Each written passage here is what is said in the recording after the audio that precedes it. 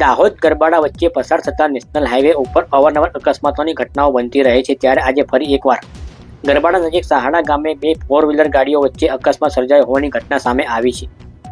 Dahod Garbada highway ઉપર આજરોજ બપોરના સમયે સહાડા ગામે ટાટા નેક્સન અને ટવેરા કાર સામસામે અથડાતા જોરદાર અકસ્માત સર્જાયો હતો. બંને 4-વ્હીલર ગાડીઓ જોશભેર ભટકાતા બંને 4-વ્હીલર ગાડીઓને આગળના ભાગે નુકસાન થવા પામ્યું છે. આ અકસ્માતમાં બંને કારના ચાલકો તેમજ અંદર સવાર મુસાફરોનો આબાદ બચાવ થયો હતો. સદભાગ્યે કોઈપણ પ્રકારની જાનહાનિ ન સર્જાતા મોટી દુર્ઘટના ટળી હતી. અકસ્માતની ઘટનાની જાણ થતાં જ આસપાસના લોકો તાત્કાલિક ઘટના સ્થળે દોડી આવ્યા હતા.